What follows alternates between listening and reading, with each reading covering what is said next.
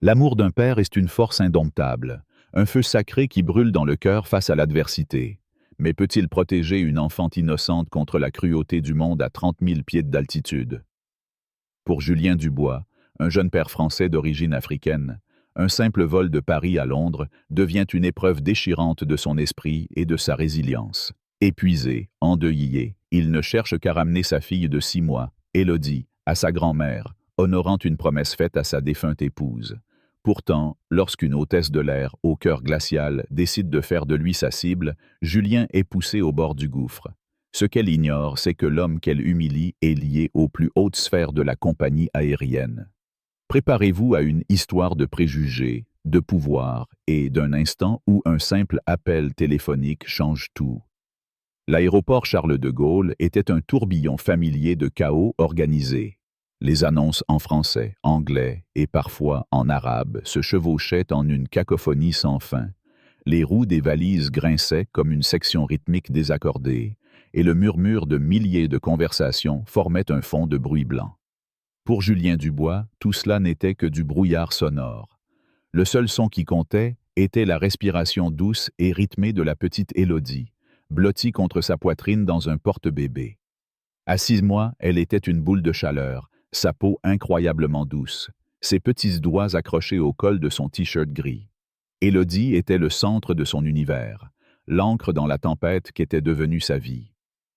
Julien balançait légèrement sur ses talons, ses yeux scrutant le tableau des départs pour trouver la porte C12, vol 819 d'Air Étoile vers Londres Heathrow. Un trajet de seulement 1 heure et demie, mais qui semblait une éternité dans son état d'épuisement. Il y a 1 an, ce voyage aurait été une aventure joyeuse. Julien et Camille, son épouse, avaient tout planifié. Un voyage romantique à Londres, une escapade pour célébrer leur amour après des années de sacrifices pour bâtir leur vie à Paris. Ils avaient rêvé de montrer le monde à leur futur enfant, commençant par les rues historiques de Londres, les marchés colorés de Camden, les musées imposants de South Kensington. Mais Camille n'était plus là. Une complication brutale après l'accouchement l'avait arraché à Julien, le laissant seul avec Élodie et un chagrin si profond qu'il semblait peser sur ses os. Élodie était le miroir de sa mère, mêmes yeux grands et curieux, même fossette naissante sur la joue gauche. Chaque regard sur sa fille était une lame à double tranchant, un mélange d'amour inconditionnel et de perte dévastatrice. Ce voyage n'était pas une escapade. C'était une promesse. Julien emmenait Élodie rencontrer sa grand-mère, la mère de Camille, pour la première fois, portant l'héritage de sa femme à travers la Manche. Julien portait un sac à langer dernier cri, soigneusement préparé par sa propre mère, une femme méthodique du quartier de Belleville, et une petite glacière contenant 4 biberons de lait infantile, maintenus à la température parfaite. Il avait lu tous les blogs, regardé toutes les vidéos YouTube sur les voyages avec un nourrisson. Il était prêt à tout, ou du moins, il le pensait. Dans sa poche, il gardait un petit tableau, une aquarelle délicate peinte par Camille, représentant un jardin anglais baigné de lumière. C'était un cadeau pour sa belle-mère, un morceau de l'âme de Camille qu'il voulait offrir. Il ajusta le porte-bébé, tira sa valise à roulettes et se dirigea vers la porte d'embarquement, sentant les regards familiers, ses coups d'œil rapides et scrutateurs des autres voyageurs. Julien, grand, athlétique, avec ses dreadlocks soignés et ses vêtements de voyage confortables, ne correspondait pas à l'image stéréotypée d'un passager en classe économique premium. Pour certains, il semblait déplacé, un homme noir avec un bébé, un père célibataire. Il avait appris depuis longtemps à ignorer ses jugements, à construire une carapace d'indifférence. À la porte, une agente d'embarquement, une femme d'une trentaine d'années, avec un sourire fatigué mais poli, scanna son billet. « Bon voyage, monsieur », dit-elle avec une chaleur professionnelle. Julien hocha la tête, reconnaissant. « Merci. » Il s'engagea dans la passerelle, l'anticipation du court vol s'installant dans son esprit. À l'entrée de l'avion, 2 hôtesses accueillaient les passagers.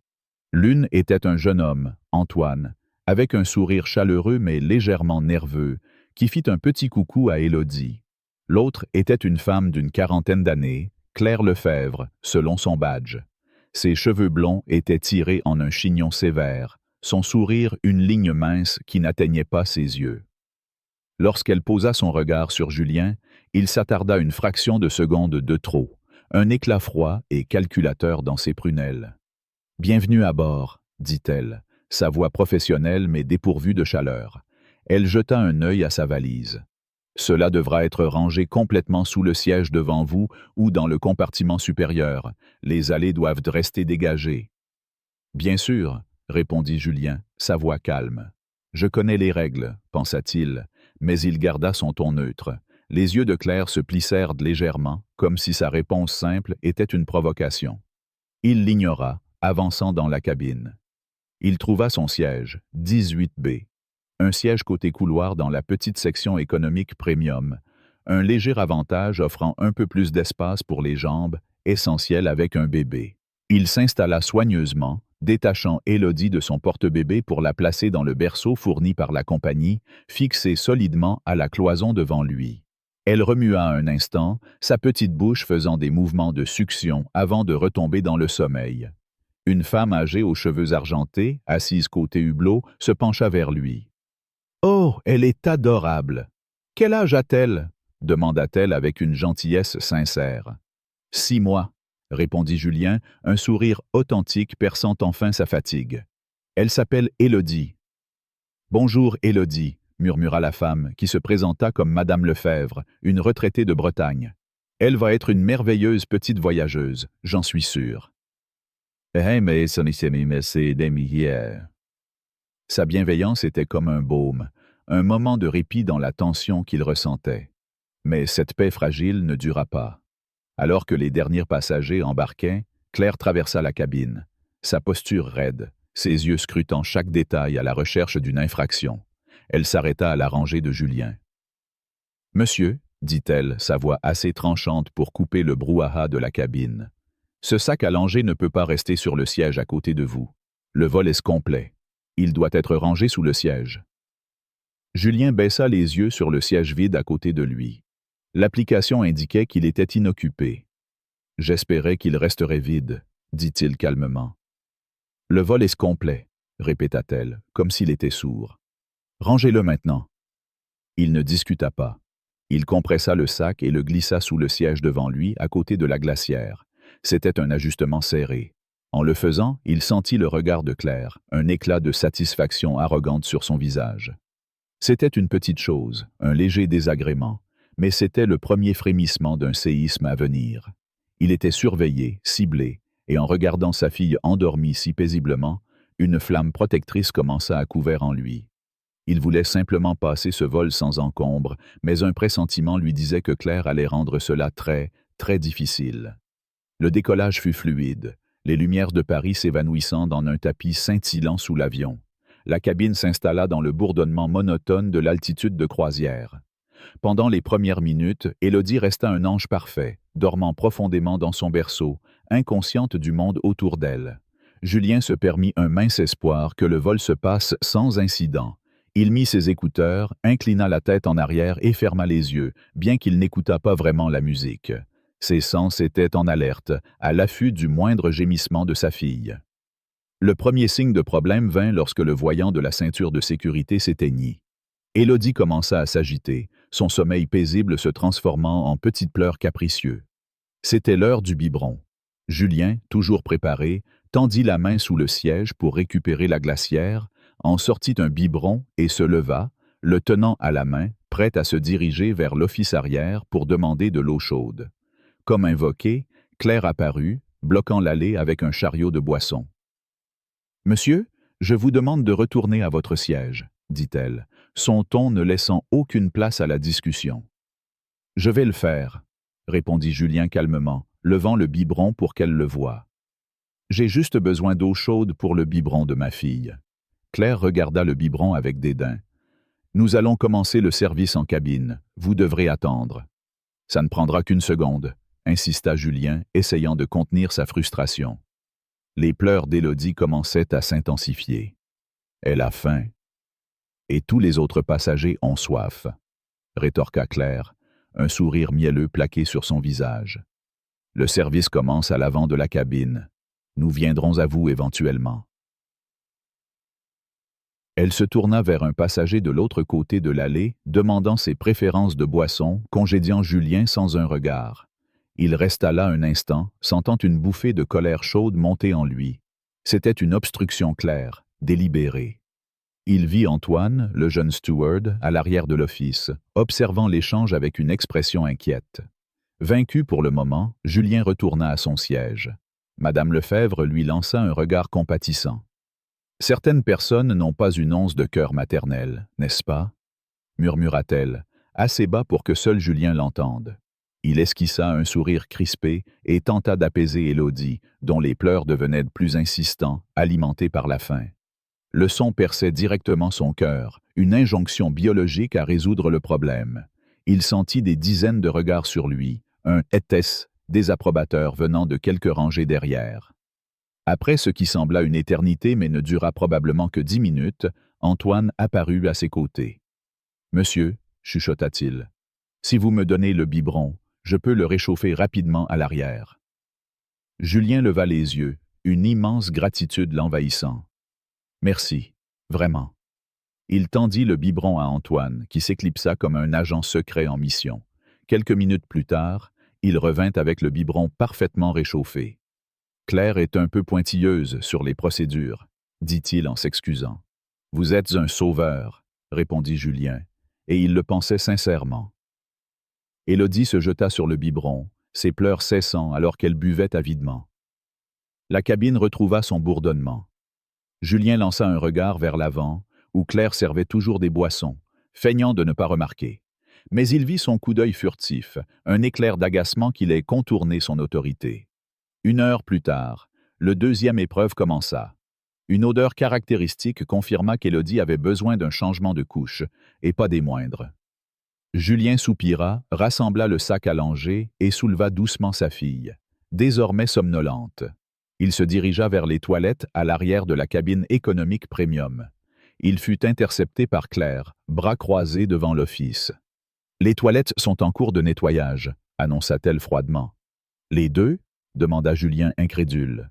« Oui, et la table à langer dans celle-ci, » dit-elle en désignant la porte la plus proche, « est hors service, cassée. » C'était un mensonge.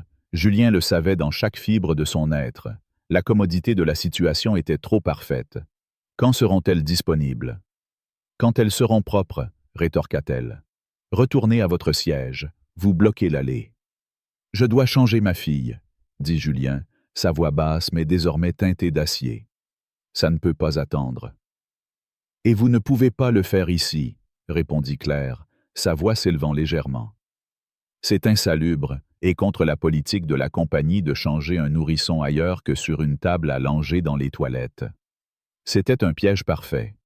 Il ne pouvait pas utiliser la table à langer prétendument cassée, ni les toilettes soi-disant en nettoyage, ni changer Élodie à son siège.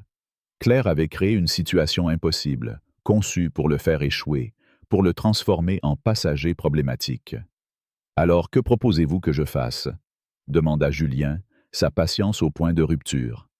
Claire haussa les épaules, un geste théâtral et condescendant. « Franchement, monsieur, cela ressemble à un problème personnel de mauvaise planification. Vous auriez dû y penser avant d'embarquer. » L'insulte, si arrogante et personnelle, le frappa comme un coup physique. Mauvaise planification? Il avait prévu chaque éventualité, sauf une hôtesse de l'air engagée dans une campagne de harcèlement ciblé. Madame Lefebvre, qui avait entendu l'échange, se leva. « C'est scandaleux de dire cela à ce jeune homme. Il doit s'occuper de son enfant, ne le voyez-vous pas ?» Claire tourna son regard glacial sur la vieille femme. « Madame, je vous demande de retourner à votre siège et de me laisser gérer cela. C'est une question de sécurité et d'hygiène aérienne. » Puis, se tournant vers Julien. « Si vous ne pouvez pas attendre, nous en discuterons avec la chef de cabine quand elle sera disponible. Pour l'instant, retournez à votre siège. Vous créez un trouble. » Le mot « trouble » resta suspendu dans l'air, une escalade formelle, une menace. Julien la regarda, son visage froid et inflexible, et vit la vérité hideuse. Ce n'était pas une question de règles ou d'hygiène. C'était à cause de lui. Elle l'avait vu. Un homme noir avec un bébé, et avait décidé qu'il n'avait pas sa place ici. Elle utilisait son uniforme et son mince pouvoir pour transformer son voyage en enfer. Il tourna les talons sans un mot, sa mâchoire si serrée qu'elle lui faisait mal. Il retourna à son siège, tenant Élodie, qui pleurait désormais bruyamment. Il sentit les regards des autres passagers, un mélange de pitié, d'agacement et de jugement. Il était publiquement humilié, dépeint comme un père incompétent, tout cela à cause de la cruauté calculée d'une femme. Alors qu'il s'asseyait, le sentiment d'impuissance était étouffant, mais sous cette impuissance, la colère couvait, prête à s'embraser. Il avait été patient, poli, cela suffisait. Les pleurs d'Élodie étaient une douleur physique, chaque sanglot comme un échec de sa part, bien qu'il sût qu'il était la victime, pas la cause. Il la berça doucement, murmurant des mots apaisants, mais cela ne servait à rien. Elle était inconfortable, et le stress de son père se transmettait à elle. La paix fragile de la cabine était brisée, et Julien se sentait au centre d'un cercle qui se refermait.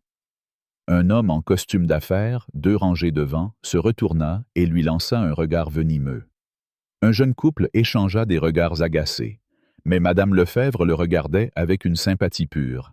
« Ne la laissez pas vous atteindre », murmura-t-elle avec ferveur. « Elle est en quête de pouvoir, tout le monde le voit. » Julien esquissa un faible sourire de remerciement. Il savait qu'il ne pouvait pas laisser cela continuer. Ce n'était plus une question d'orgueil, mais de bien-être pour sa fille. Laisser un bébé dans une couche sale trop longtemps n'était pas seulement désagréable, cela pouvait causer des irritations douloureuses. Les actions de Claire avaient franchi la ligne, passant du préjugé à la négligence. Il attendit 5 minutes de plus, espérant que Claire céderait ou qu'une toilette se libérerait miraculeusement. Rien. Les pleurs d'Élodie devenaient frénétiques. Il ne pouvait plus attendre. Il se leva à nouveau, sans le sac allongé cette fois, tenant Élodie contre lui. Il marcha avec détermination vers l'office, le visage figé comme de la pierre.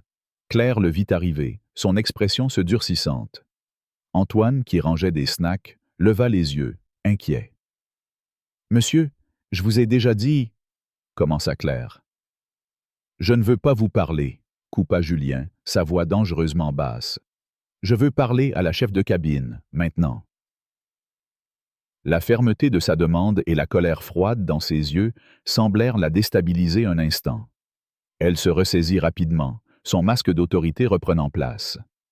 La chef de cabine, Sophie, est en pause. Elle ne doit pas être dérangée.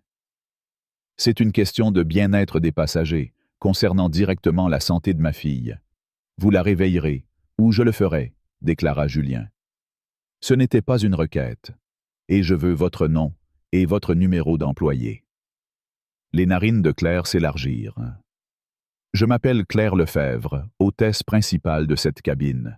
Je ne suis pas tenue de vous donner mon numéro d'employé et je ne réveillerai pas la chef de cabine pour un simple problème de couche. Madame. Ouais. Un simple problème de couche que vous avez créé, rétorqua Julien. Vous avez dit que la table à langer était cassée et que les toilettes étaient en nettoyage. Ça fait 20 minutes. Sont-elles encore en nettoyage? Oui, mentit-elle sans ciller. Alors je changerai ma fille ici, sur le sol de l'office. C'était la ligne rouge. Le visage de Claire, déjà pâle, devint livide de rage. Vous ne ferez rien de tel. C'est un danger sanitaire. Je vous ferai immobiliser. La menace était choquante, suspendue dans l'air comme une lame. Madame Lefebvre étouffa un hoquet depuis son siège. Antoine sembla horrifié, figé sur place. « Vous me ferez immobiliser pour avoir voulu changer une couche après que vous avez bloqué toutes les options autorisées ?» demanda Julien, sa voix dégoulinante d'incrédulité. Le tumulte attira enfin une réponse. Un rideau à l'avant de l'office s'écarta et une femme aux cheveux bruns, au visage fatigué mais autoritaire, apparut. C'était Sophie, la chef de cabine. « Que se passe-t-il ici ?» demanda-t-elle, ses yeux trouvant immédiatement Julien, clairement au centre du conflit. Claire changea instantanément de comportement, adoptant un ton de professionnalisme outragé. « Sophie, Dieu merci. Ce passager quitte sans cesse son siège, ignorant les instructions de l'équipage. Il devient agressif. Je lui ai dit que les toilettes étaient indisponibles pour le nettoyage, et il menace de changer son enfant dans l'office, créant une situation de biohazard. C'était une réécriture toxique des événements, peignant Julien comme l'agresseur. L'expression de Sophie se durcit en écoutant son hôtesse principale. Elle regarda Julien, son regard clinique et suspicieux. « Monsieur, est-ce vrai ?»« Non, » dit Julien, sa voix tremblant légèrement de rage. « Votre hôtesse, mademoiselle Lefebvre, me harcèle depuis notre embarquement. Elle m'a refusé de l'eau chaude pour le biberon de ma fille. Elle ment sur les toilettes pour m'empêcher de changer sa couche. Ma fille est dans une couche sale depuis presque une demi-heure à cause d'elle. Ce n'est pas un simple problème de couche, c'est du harcèlement. » Sophie écouta, son visage indéchiffrable. Elle était une manager coincée entre le rapport d'une subordonnée et la plainte d'un client. La voix de la moindre résistance était claire. « Je comprends votre frustration, monsieur », commença-t-elle d'un ton conciliant qui hérissa Julien. « Cependant, nous avons des procédures. Si les toilettes sont indisponibles, elles le sont, et nous ne pouvons pas permettre de changer des nourrissons dans les zones publiques de la cabine. Je suis sûr que vous comprenez. »« Ce que je ne comprends pas, c'est ce que vous attendez de moi, » rétorqua Julien. « Quelle est votre solution? Dois-je laisser ma fille hurler d'inconfort pendant tout le vol jusqu'à Londres ?»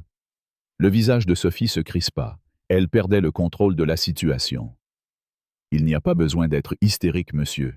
Laissez-moi vérifier l'état des toilettes moi-même. » Elle disparut dans la toilette que Claire avait prétendu être en nettoyage.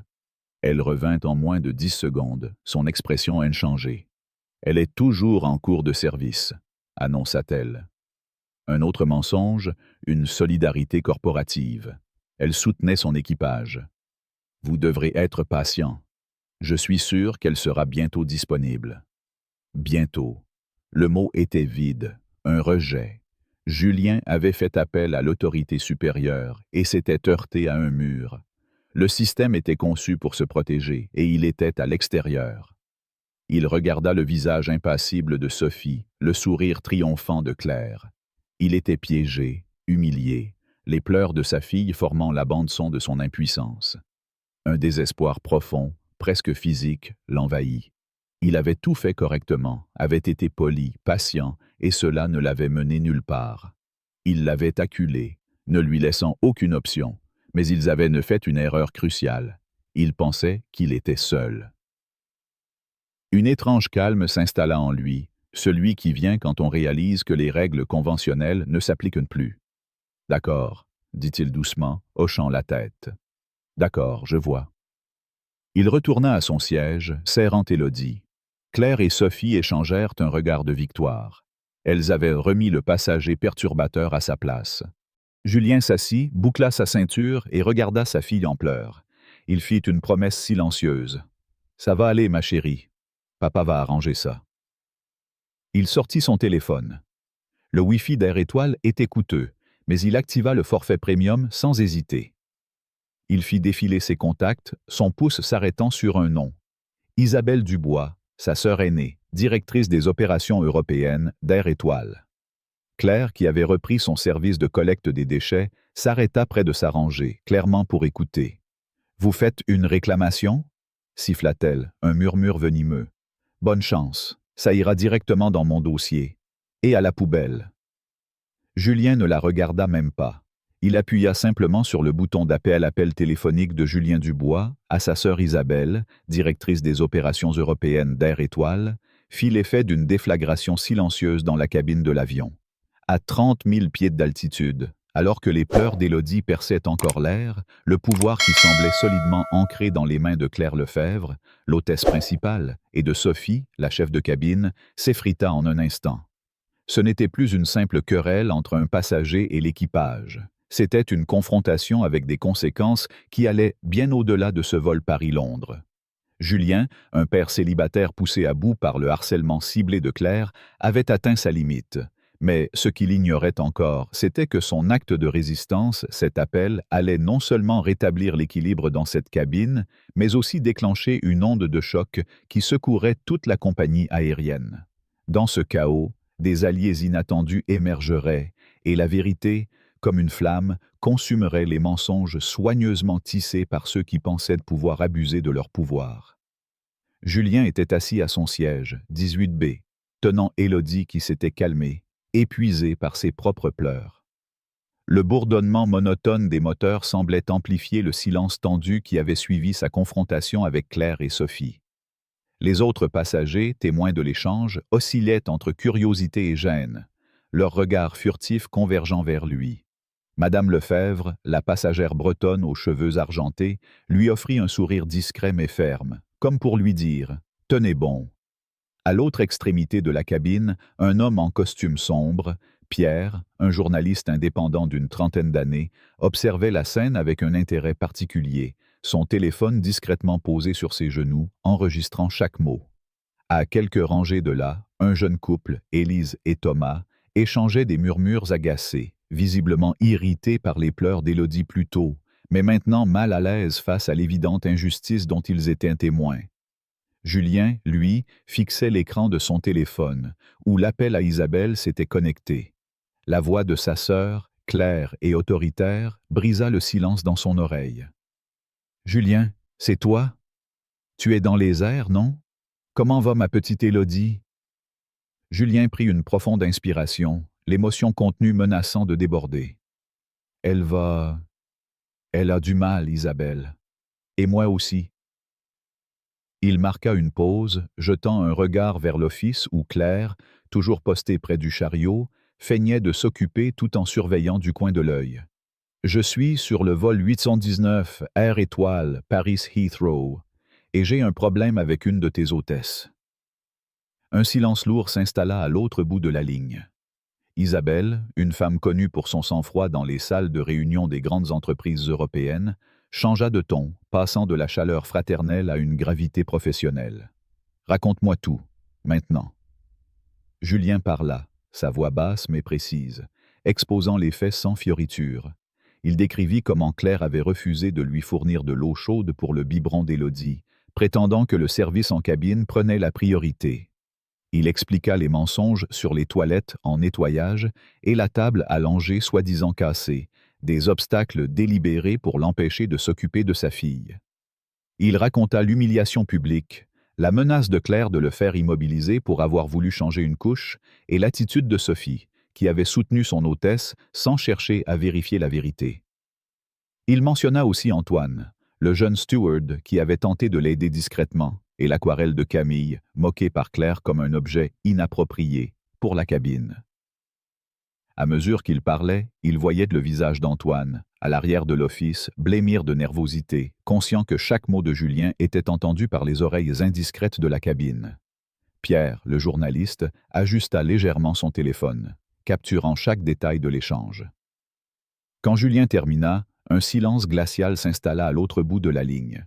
Isabelle, dont la réputation dans l'industrie aéronautique reposait sur son intransigeance face à l'incompétence, parla enfin, sa voix empreinte d'une fureur contenue.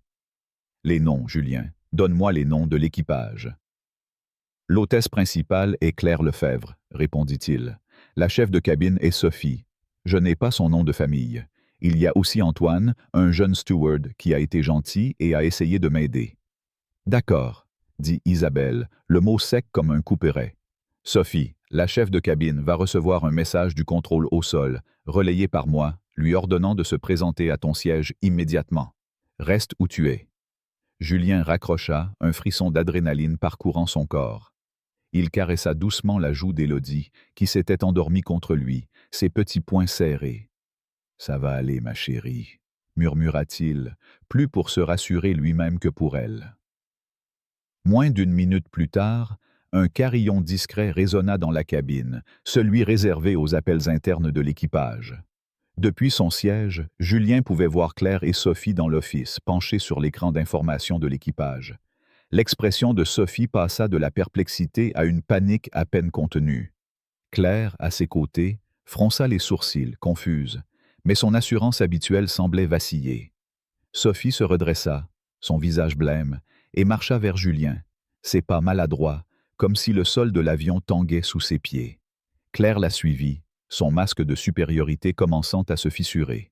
« Monsieur Dubois, » commença Sophie, sa voix tremblante, au perché.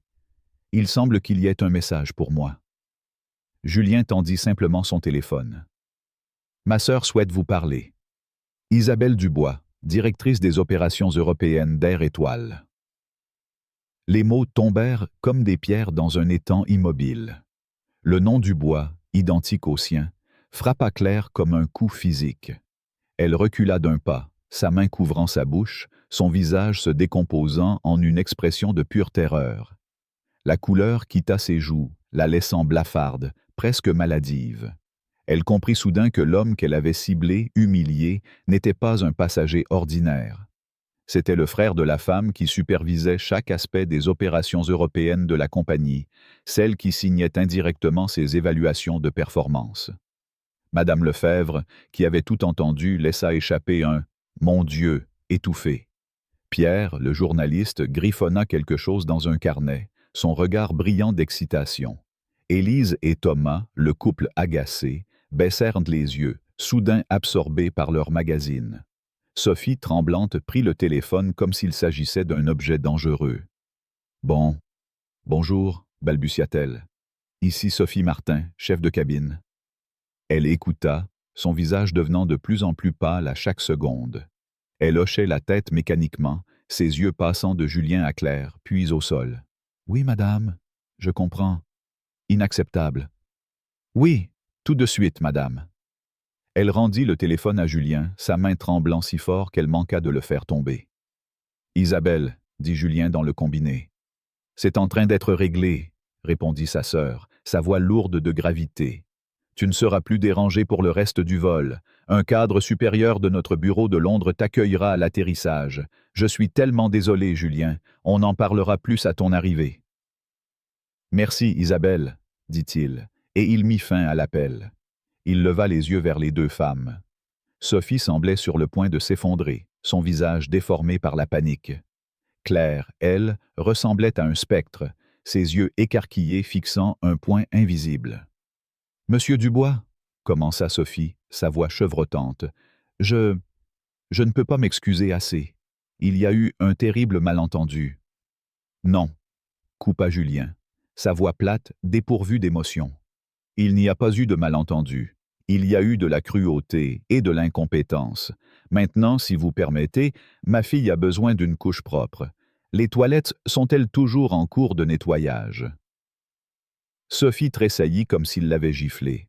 « Non, non, monsieur, bien sûr que non. Les 2 toilettes sont disponibles. La table allongée, nous allons la vérifier immédiatement. »« Antoine !» cria-t-elle, sa voix se brisant. « Préparez la toilette pour monsieur Dubois, maintenant. » Antoine, à la fois terrifié et secrètement satisfait, se précipita vers la toilette. Le barrage de la civilité s'était rompu. La dynamique de pouvoir ne s'était pas simplement inversée, elle avait été pulvérisée. Claire, figée, semblait rapetissée sous le poids de sa propre disgrâce.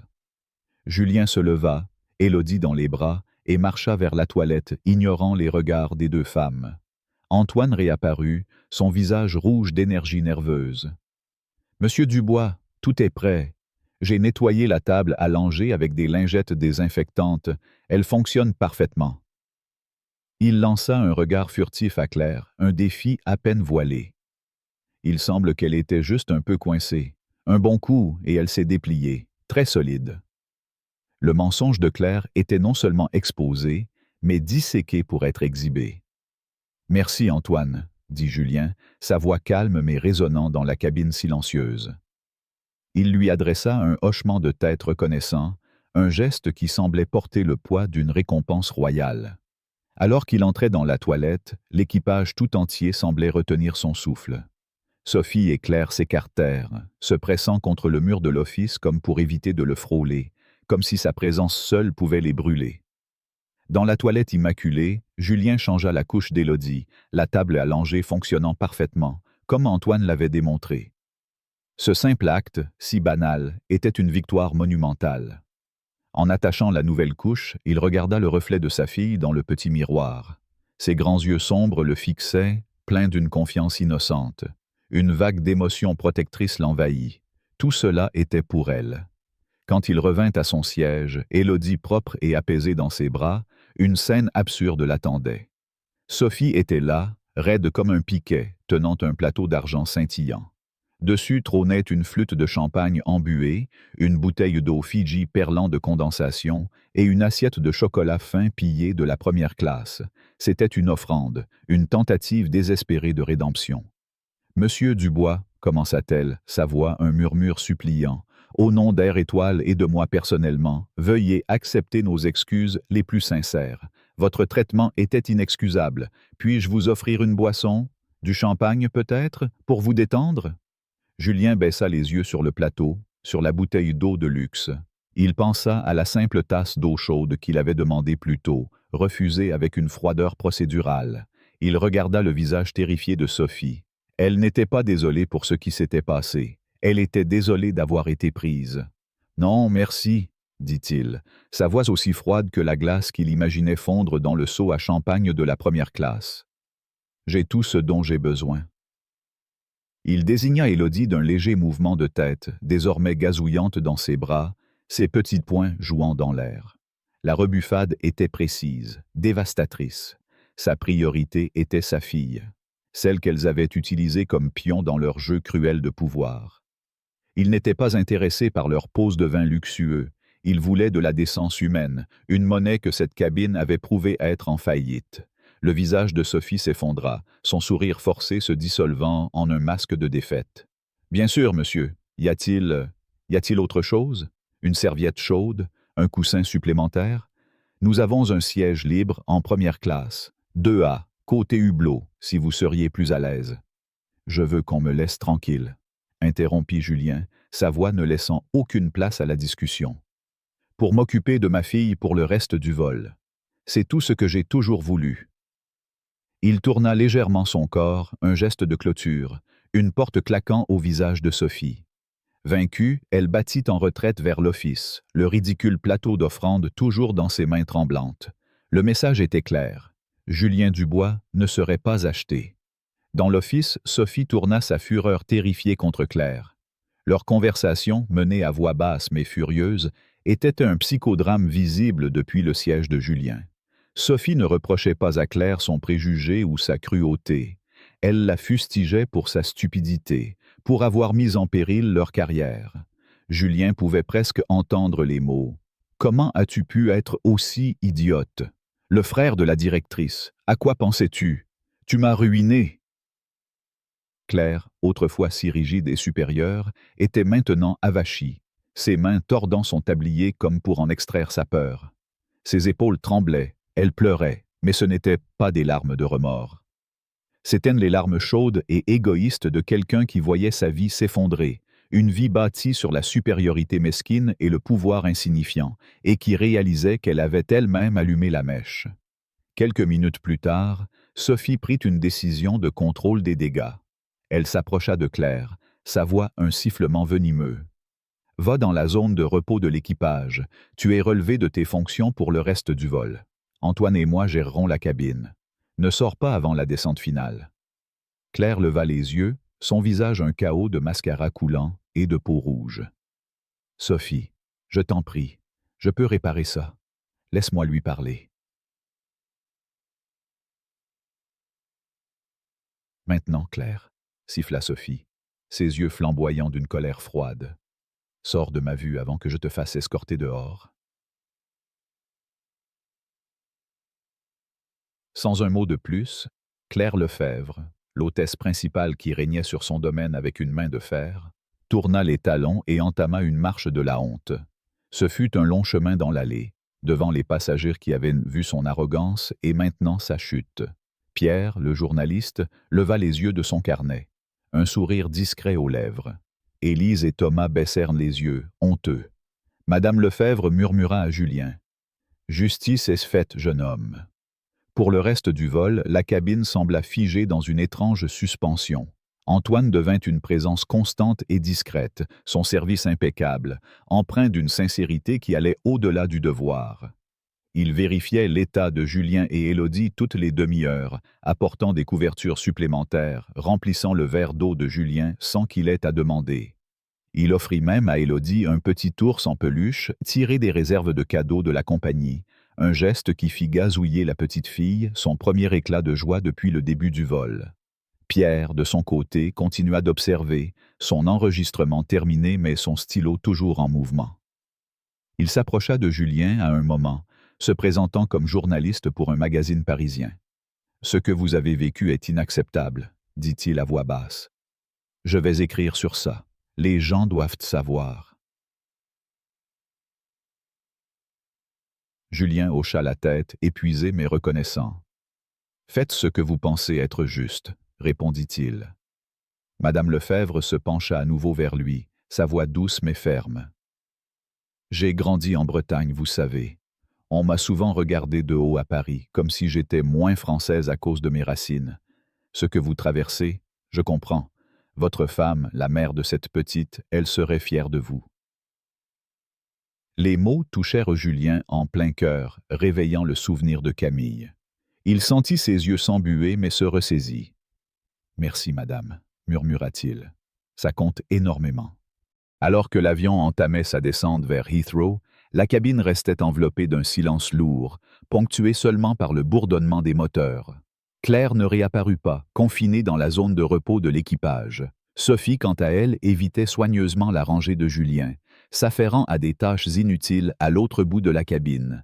Mais Julien savait que ce n'était pas fini. Isabelle avait promis qu'un cadre supérieur l'attendrait à l'atterrissage, et la vérité, maintenant libérée, allait continuer à brûler. Il regarda Élodie, endormie contre sa poitrine, et sentit une étrange paix l'envahir.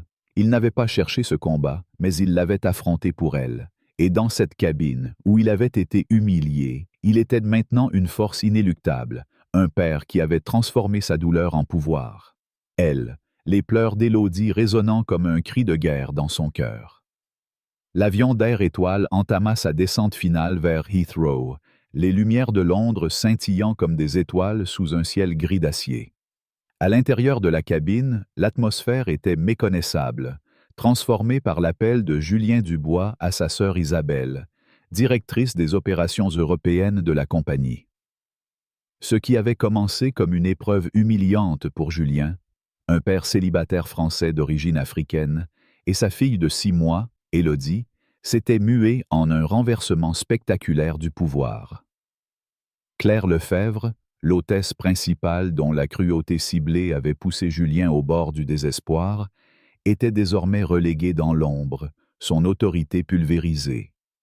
Sophie, la chef de cabine, oscillait entre panique et soumission, consciente que sa carrière vacillait. Mais pour Julien, assis dans le siège 18B, tenant Élodie endormie contre sa poitrine, ce n'était pas une victoire personnelle. C'était une promesse tenue à sa défunte épouse, Camille, et un combat pour la dignité de sa fille. Alors que l'avion touchait le sol, un nouveau jour se levait, non seulement pour Julien, mais pour tous ceux touchés par son courage tranquille. Un vent de changement soufflait, porté par des alliés inattendus et une vérité qui refusait de rester silencieuse. Le ping retentissant du signal de ceinture de sécurité éteint résonna dans la cabine, marquant l'arrivée à Londres. Les passagers, habituellement pressés de se lever, restèrent figés un instant, comme si l'ampleur de ce qui s'était déroulé les retenait encore. Julien, lui, rassemblait lentement ses affaires, son sac à langer, sa petite glacière et l'aquarelle délicate de Camille, soigneusement rangée dans une pochette protectrice. Élodie, désormais propre et apaisée, dormait paisiblement, sa petite bouche entr'ouverte, un léger soupir s'échappant à chaque respiration. Julien caressa sa joue, murmurant « On y est, ma chérie. On va voir mamie. » Mais avant que les passagers ne puissent descendre, une présence imposante monta à bord, modifiant instantanément l'atmosphère déjà chargée de la cabine. Un homme dans un costume impeccablement taillé, orné du badge d'Air Étoile, entra avec une assurance tranquille. Il était dans la soixantaine, ses tempes grisonnantes ajoutant une touche de distinction à son allure. Son visage, marqué par une préoccupation sincère, contrastait avec la rigidité formelle de son uniforme de cadre supérieur. Il ignora Sophie, qui tenta un balbutiement de salutation, et se dirigea directement vers la rangée 18. « Monsieur Dubois », dit-il, sa voix un baryton calme qui trancha la tension ambiante comme un couteau dans du beurre. « Je suis Laurent Moreau, vice-président des opérations européennes pour Air Étoile.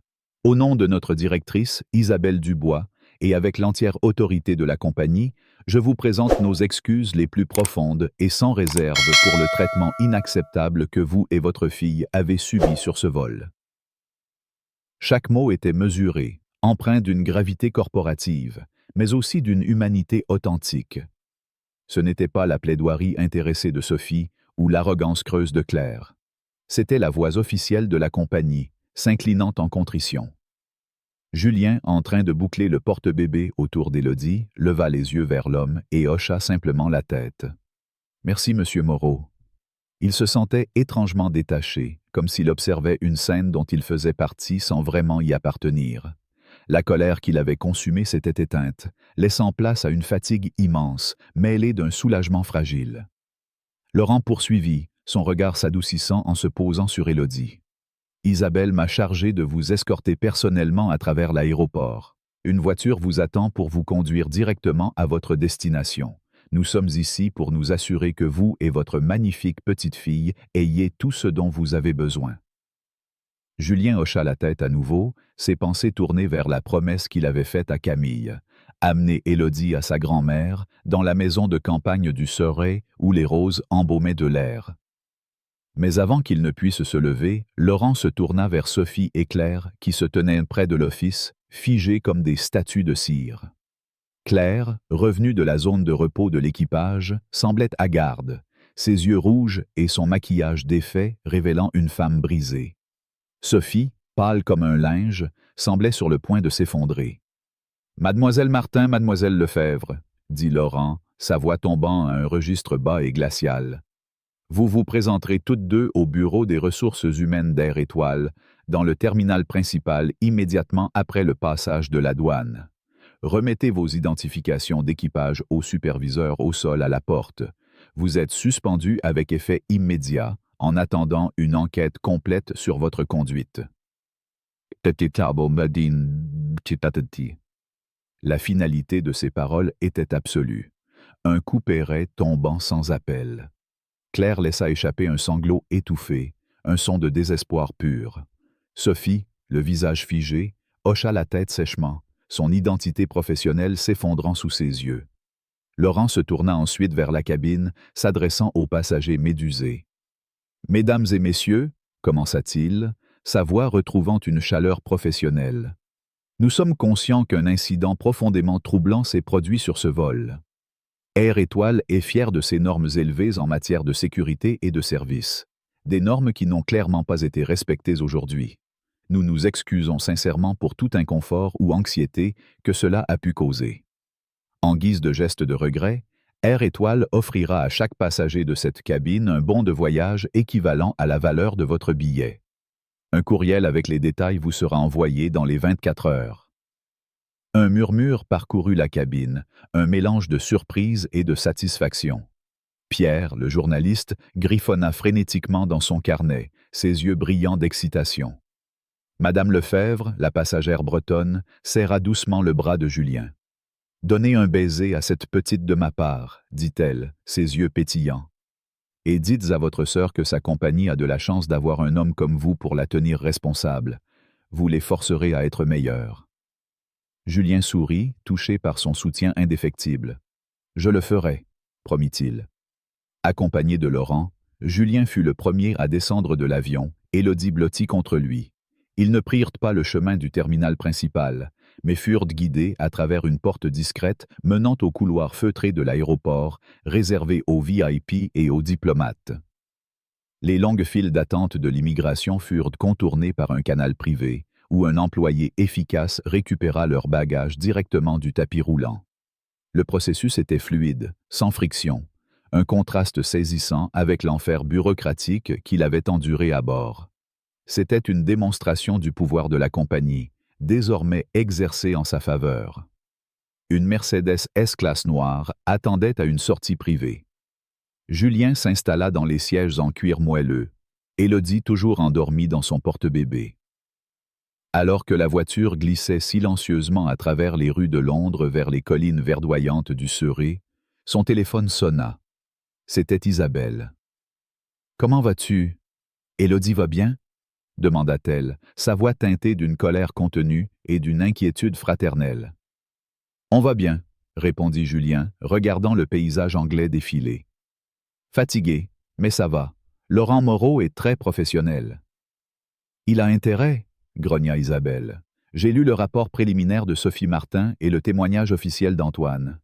C'était pire que ce que tu m'as dit, Julien. La préméditation, les mensonges. Je suis malade que ça se soit passé dans ma compagnie, sous mon nom, à ma famille. Il n'y a pas de mots. Ce n'est pas ta faute, Isabelle, dit Julien. Tu ne peux pas contrôler chaque employé. Et comment? Rétorqua-t-elle, sa voix vibrante de détermination. Je suis la directrice. La culture commence avec moi. Si une personne comme Claire Lefebvre pense qu'elle a le droit d'agir ainsi sous ma direction, alors j'ai échoué dans mon devoir le plus fondamental. Ça ne sera pas étouffé. Ça va être examiné à la loupe.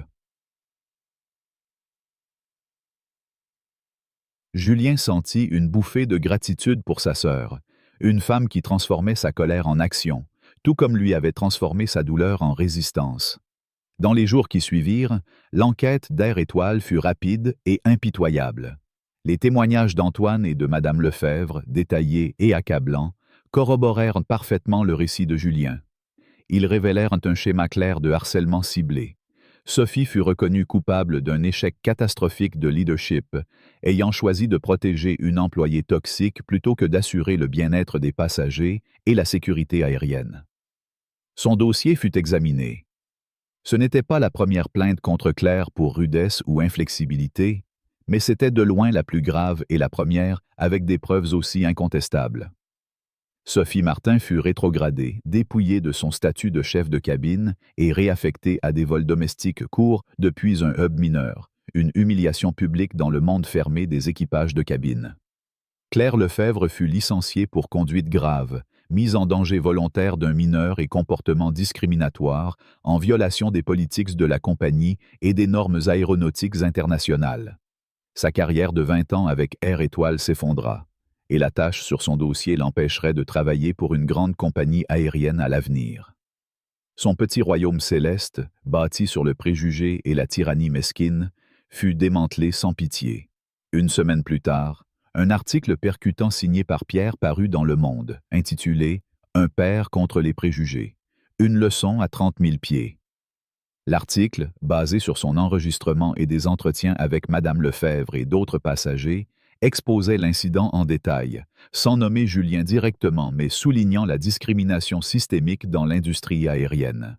La publication fit sensation, forçant Air Étoile à accélérer ses mesures correctives. La compagnie publia un communiqué officiel reconnaissant un incident inacceptable de mauvais traitement et de discrimination sur un vol transmanche et annonçant un programme de formation obligatoire à l'échelle de l'entreprise. Baptisé Initiative Élodie, ce programme, conçu avec des experts en bien-être infantile et en diversité, se concentrait sur les biais implicites, la désescalade et le soutien aux passagers voyageant avec des nourrissons. Dans une note interne aux 40 000 employés d'Air Étoile, Isabelle Dubois déclara « Nous ne tolérerons pas que l'un de nos passagers soit traité avec moins que la dignité qu'il mérite. L'initiative Élodie est notre engagement à faire mieux, pour chaque famille, chaque voyageur, chaque jour. » Ce soir-là, Julien était assis dans le jardin parfumé de la maison de sa belle-mère, dans le Surrey. L'air frais portait l'odeur des roses anglaises, et les dernières lueurs du crépuscule peignaient le ciel d'un violet doux. Élodie dormait dans ses bras, sa poitrine se soulevant en un rythme parfait.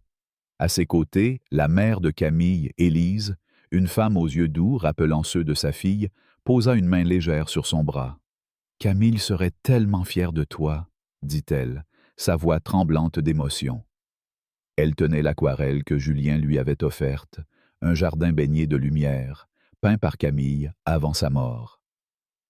Elle disait toujours que tu avais une force tranquille, Julien. Aujourd'hui, je l'ai vue. Julien sentit une boule dans sa gorge, mais il sourit. Je voulais juste qu'Élodie soit en sécurité, murmura-t-il, et qu'elle connaisse sa grand-mère. Mais Élise raconta des souvenirs de Camille. Son rire, son amour pour l'art, sa joie à l'idée d'être mère. Chaque mot était une caresse et une blessure, mais Julien les accueillit, laissant la douleur se mêler à l'amour. Il repensa à Madame Lefebvre qui lui avait laissé une lettre avant de quitter l'avion.